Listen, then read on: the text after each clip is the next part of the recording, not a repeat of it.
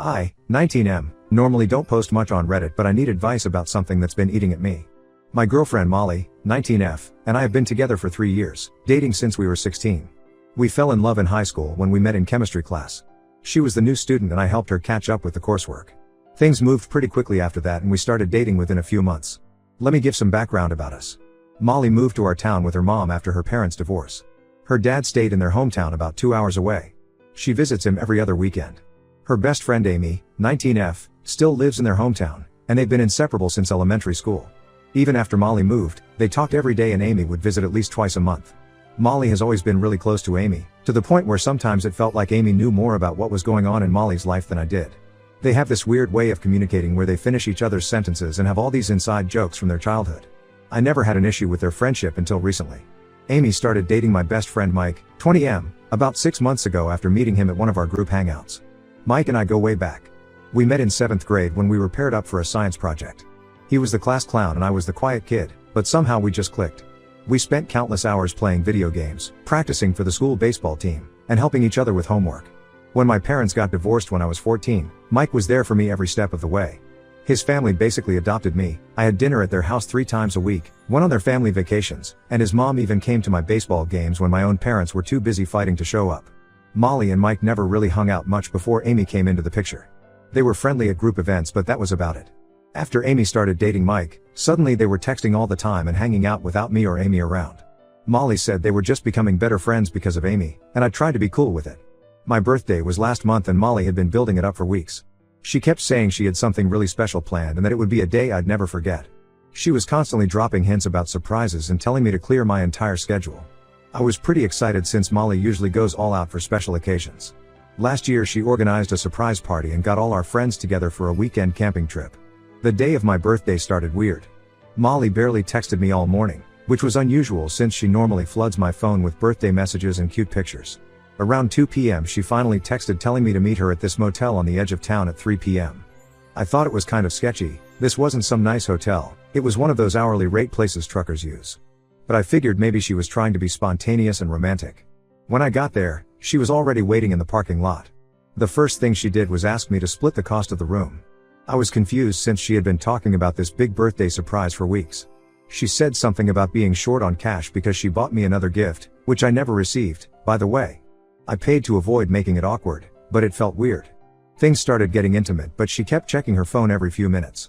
She said she needed to get home by 5 p.m. for a family dinner. I felt really uncomfortable being rushed like that.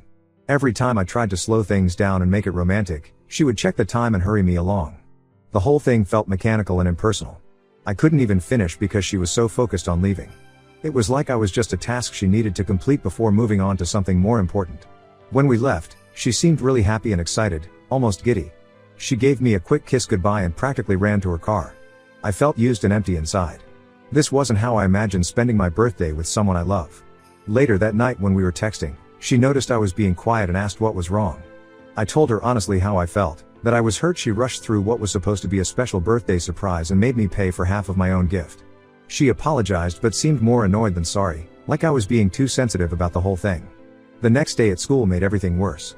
I overheard Molly telling Amy that she had plans to meet Mike that afternoon to work on a group project. This caught my attention because I know their schedules pretty well, and they don't have any classes together this semester. When I asked Mike about it later, he got really defensive and said I was being paranoid and needed to trust Molly more. It's been a month now and Molly keeps trying to get me to go back to that motel. Every time I refuse, she apologizes again for my birthday but then gets angry when I won't go. Yesterday she had another tantrum about it and said I was being unreasonable for holding a grudge. She said I was making her feel guilty over nothing and that I needed to get over it. I love Molly and want a future with her, but something feels off. She's changed in the past few months. She's always been protective of her phone, but now she practically jumps if I walk behind her while she's texting. She makes excuses to leave early when we hang out, saying her mom needs help with something or she has homework to finish. She's spending more and more time with Mike working on projects but gets defensive if I ask what they're studying. The worst part is how our friend group is starting to act weird around me. People get quiet when I walk up, or they change the subject suddenly. Amy barely makes eye contact with me anymore. Even Mike, my best friend since middle school, seems distant and uncomfortable when we hang out alone. I don't want to be that jealous boyfriend who doesn't trust his girlfriend, but my gut is telling me something isn't right.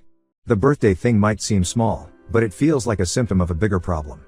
Molly is pulling away from me and I don't know why. What should I do? Please don't suggest breaking up, we've been through too much together and I really want to make this work. I just need advice on how to move past this and rebuild trust. Am I overthinking all of this? Should I just let the birthday thing go and trust that everything is fine? Update 1 first, I want to thank everyone who commented on my last post. You all gave me a lot to think about. Many of you said I should trust my gut feelings, and unfortunately, you were right. Things have gotten more complicated, and I need to vent about what's been happening. A few days after my post, I started noticing some strange patterns. Molly and Mike both stopped posting on social media around the same times. At first, I thought I was being paranoid, but then I started keeping track. When Molly told me she was busy with family dinner, her Instagram showed she was at a local cafe, the same cafe where Mike had checked in 10 minutes earlier.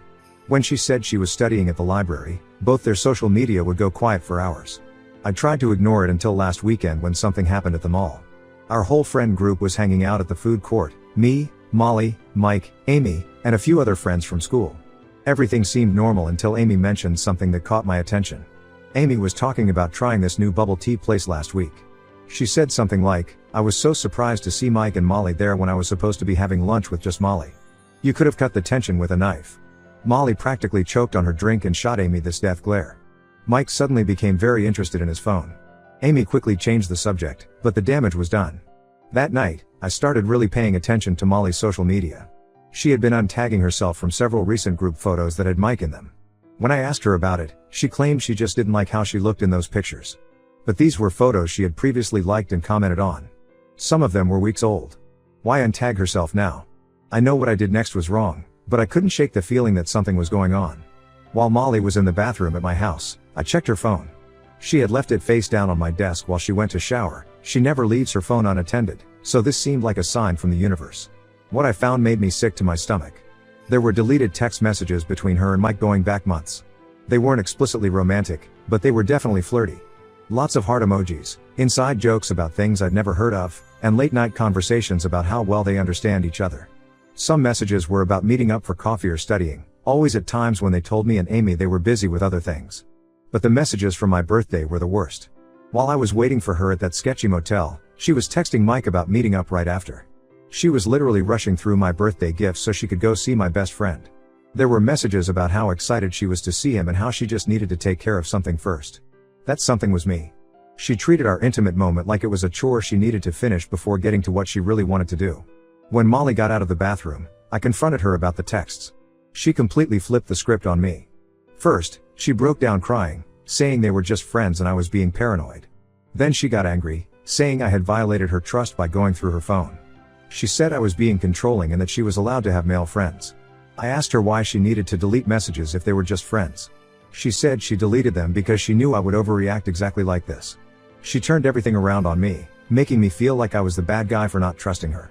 Maybe she's right, maybe I crossed a line by checking her phone. But those messages keep playing in my head. The fallout has been intense. Mike isn't speaking to me now. When I tried to talk to him about it at school, he said I was being crazy and possessive. He said I was ruining our friendship with my paranoia and that he would never do anything to hurt me. But if that's true, why is he meeting my girlfriend behind my back? Amy is caught in the middle trying to stay neutral, but I can tell she knows more than she's saying. Every time I try to talk to her about it, she makes excuses to leave. The one time I cornered her after class, she said she didn't want to get involved and that maybe I should trust Molly more. Coming from Molly's best friend, that felt like a slap in the face.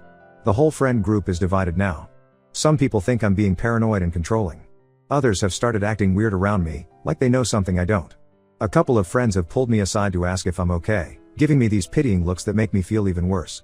Molly is now telling everyone that I'm the problem, that I'm possessive and jealous and that she can't even have male friends without me freaking out. She's conveniently leaving out the part about the deleted messages and secret meetups. Mike is backing up her story, telling people I've changed and become controlling. I feel like I'm going crazy. Was I wrong to check her phone? Should I have just trusted her? Everyone keeps telling me I'm overreacting, but my gut tells me there's more going on. I keep replaying everything in my head, all the times she was too busy to hang out, all the group projects that never seemed to end, all the weird tension when Mike was around. I love Molly, and I've known Mike since we were kids. I want to believe they wouldn't betray me like this. But the evidence is piling up, and I don't know what to think anymore. Even if nothing physical is happening between them, the secret messages and meetups feel like a different kind of betrayal. What should I do now? How do I handle losing both my girlfriend and my best friend at the same time? Should I confront them both together? I'm lost and could really use some advice. Update 2. I wish I had listened to everyone who told me to trust my gut. Everything blew up yesterday in the worst possible way. All those suspicions I had? They weren't paranoia. They weren't me being controlling. They were my instincts trying to warn me about what was really going on. After my last update, things got even more tense. Molly started telling people I was stalking her, twisting the story about me checking her phone into something much darker. Mike backed up her lies, telling our friends I had changed and become obsessive. I lost several friends who chose to believe them over me. Yesterday, I finally decided to go to Mike's house to try to clear the air.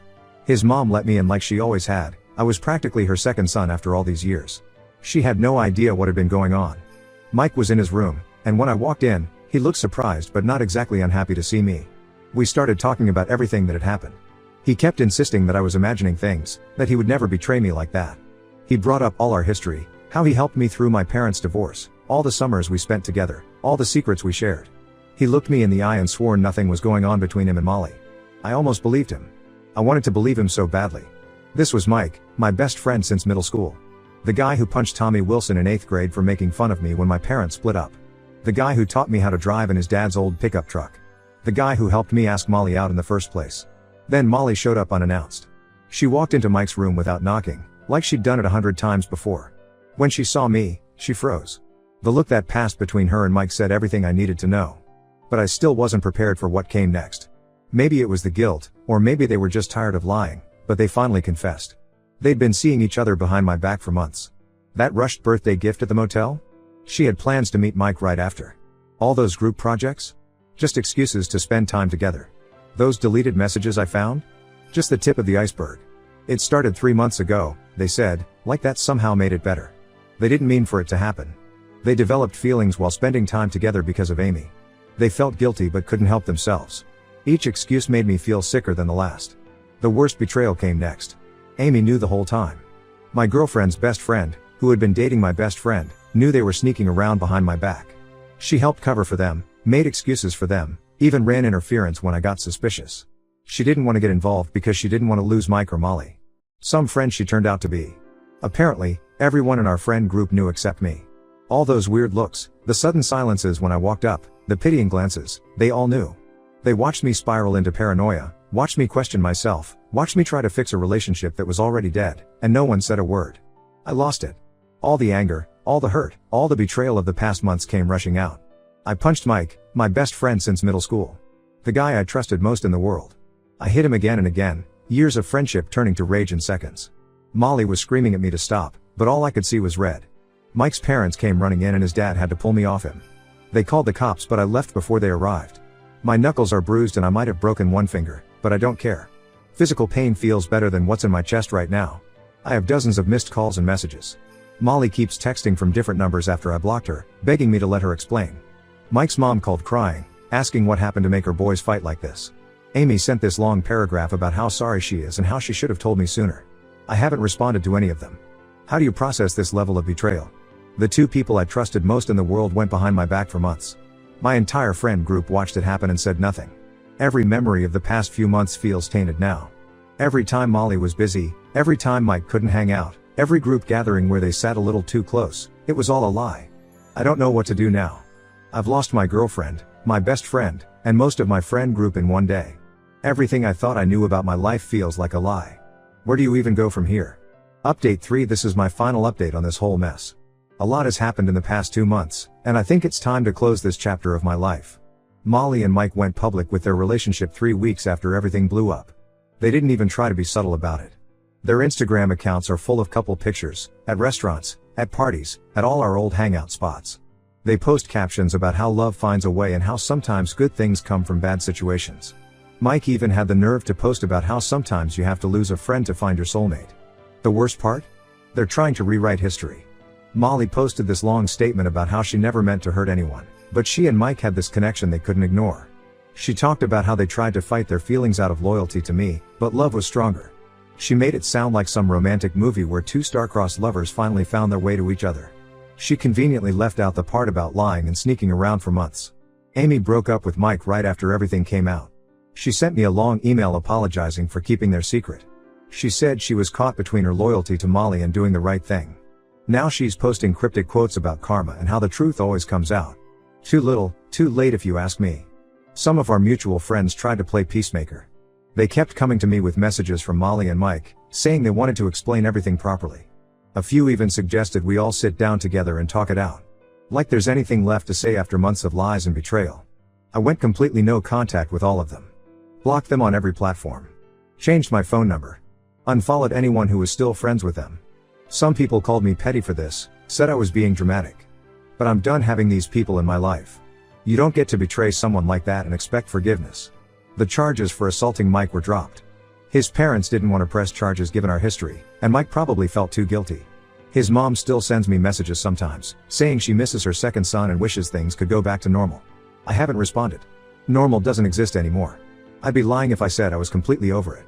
Some days are harder than others. I still have moments where something reminds me of Molly or Mike, and it feels like getting punched in the gut all over again. But those moments are getting less frequent. I'm focusing on myself now. Started going to the gym regularly, turns out anger is great workout motivation.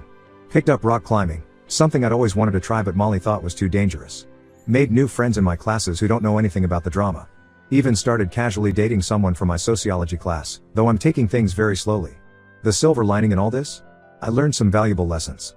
Trust your instincts when something feels off. Don't let people gaslight you into thinking you're crazy or paranoid. And most importantly, don't waste time trying to fix relationships with people who don't respect you enough to tell you the truth. To everyone who told me to trust my gut in my first post, thank you. You saw what I was trying so hard not to see. Sometimes the red flags are there for a reason, and the worst thing you can do is ignore them. I won't be updating this story again. Molly and Mike are just characters in my past now, a cautionary tale about trust and betrayal. Life goes on, and honestly, it's going better without them in it.